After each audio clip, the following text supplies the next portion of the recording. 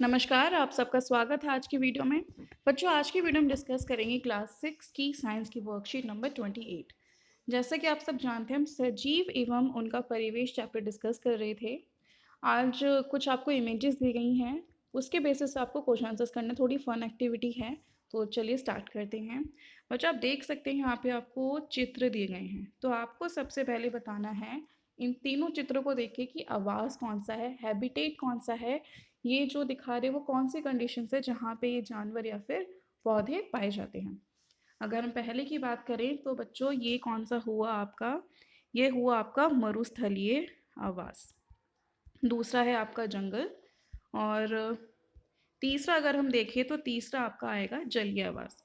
तो चलिए एक एक करके तीनों की विशेषताएं देखते हैं और लिखते हैं इनके बारे में।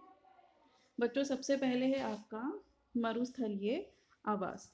तो मरुस्थल, तो आप इसमें लिखेंगे कौन सा आवास है, मरुस्थल।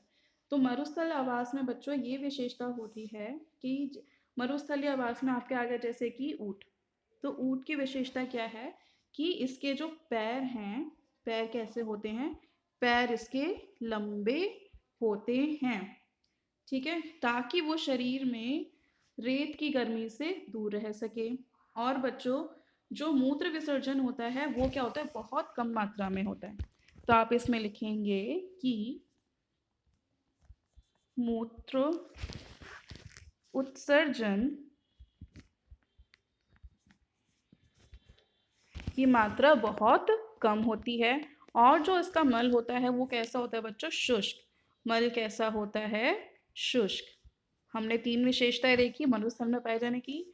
जो अगर ऊँट की बात करें तो पैर लंबे होते हैं ताकि गर्मी से बच सके, मूत्रोत्सर्जन कम होता है, मल शुष्क होता है। और अगर इसकी बात करें तो ये क्या है, जो पौधे हैं उनकी जो पत्तियां होती है वो कांटों में पतली हुई होती हैं ताकि उनसे पानी कम से कम मात्रा में बाहर निकल सके। आप सब जानते हैं मरुस्थलीय का मतलब है कि वहाँ पे गर्मी बहुत ज़्यादा पाई जाती है, पानी कम पाया जाता है। गर्मी में अपनी बॉडी से पानी कम लॉस हो तो इस वजह से वो सारी अडेप्टैशंस करते हैं जिसकी वजह से वो उस गर्मी में सर्वाइव कर सके। अब उसके बाद दूसरा बच्चों है हमारा जंगलीय आवास और तीसरा है हमारा जलीय आवास। तो पहले हम डिस्कस करेंगे अपना जलीय आवास। तो चलिए देखते हैं। हम डिस्कस करेंगे बच्चों जलीय आवास। जलीय आवास, आप देख सकते हैं जलीय आवास में यहाँ पे जल है, मछलियाँ बनी हुई, ये भी तालाब में है, ठीक है। तो हमें अब इनकी तीन विशेषताएं लिखनी है। तो बच्चों तीन विशेषताएं क्या होंगी, वो तीन विशेषताएं हैं जैसे कि अगर हम मछली की बात करें तो जो मछलियां हैं उनका जो शरीर होता है, आपने देखा होगा मछलियां हमेशा इस प्रकार की पाई जाती है, जैसे कि ये देखिए। तो इस तरह का शरीर क्यों होता है, इसको बोलते हैं हम धारा रेखीय, धारा रेखीय, ठीक है। ये जो इनकी बॉडी है उसको इंग्लिश में बोलेंगे स्ट्रीमलाइन या फिर धारा रेखीय, जिसकी वजह से ये मछलियां आसानी से पानी में तैर सकती हैं। ये जो शल्क मछली को सुरक्षा प्रदान करते हैं, साथ ही उनमें जल में सुगम गति करने में भी सहायक होते हैं। जो मछली के पंख एवं पूंछ होती है वो कैसे होती है बच्चों, चपटी। तो हम लिखेंगे इसमें कि मछली के पंख व पूंछ, मछली के पंख और पूंछ कैसे होती है, चपटी, ठीक है, जो उन्हें जल के अंदर दिशा परिवर्तन और संतुलन बनाने में मदद करता है। और बच्चों मछली में पाए जाते हैं गिल्स, जो उसको सांस लेने में मदद करता है, गिल्स, या फिर उसको हम हिंदी में क्लोम भी कहते हैं।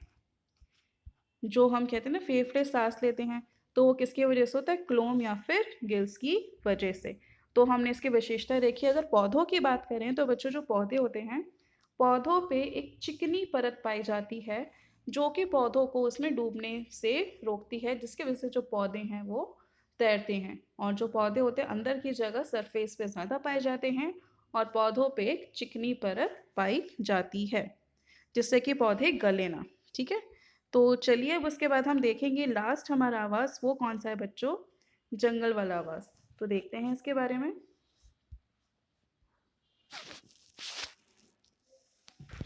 ये है बच्चों हमारा देखिए इसमें पहाड़ भी दिखाए गए हैं और वो सारे जानवर हैं, कुछ जानवर है कि जो जंगल में रहते हैं, कुछ पानी में रहते हैं। तो उसको हम मेनली अभी घास स्थल के नाम से जानेंगे, वो हम लिखेंगे। तो आप इसको लिख सकते हैं घास स्थल, ठीक है, या फिर वन भी लिख सकते हैं। इसकी विशेषताएं हम देखेंगे। अगर हम शेर की विशेषताएं लेके चलें तो शेर क्या है? शिकारी। और उसका शिकार कौन सा होगा? हिरण। तो इसकी कुछ विशेषताएं होती है, जैसे कि आपने देखा होगा जो शेर है उसका रंग क्या होता है? मटमैला या फिर भूरा होता है। ऐसा इसलिए होता है ताकि वो घास के मैदान में छुप सके, ठीक है। और उसके अलावा इनके, जैसे कि जो हिरण है, हिरण क्या खाता है? हिरण पौधों के कठोर तनों को खाता है। तो इसलिए उसके जो दांत होते हैं हिरण के, वो क्या होते हैं? दांत मजबूत होते हैं।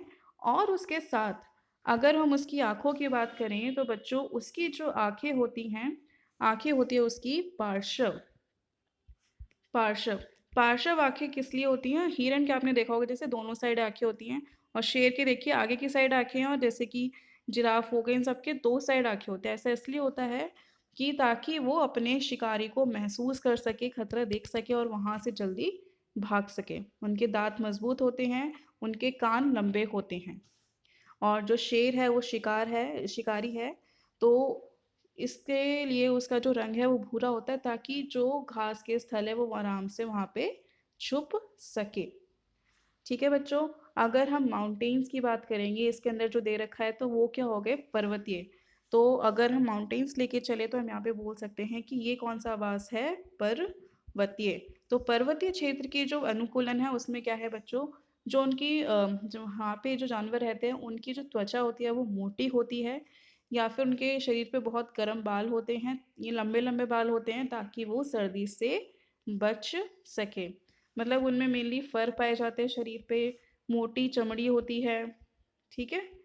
और पहाड़ी बकरी के जो होते हैं बच्चों मजबूत खुर होते हैं ताकि वो ढलानदार चट्टानों में आराम से उतर या चढ़ सके। तो बच्चों ये थी आज की आपकी वर्कशीट, जिसमें अलग अलग आवास दिए गए थे। उन आवासों को आपको पहचानना था और उनकी विशेषताएं बतानी थी। पहला आवास हमने देखा वो कौन सा था? मरुस्थलीय। दूसरा है आपका वन्य या फिर घास स्थल, और तीसरा है आपका जलीय।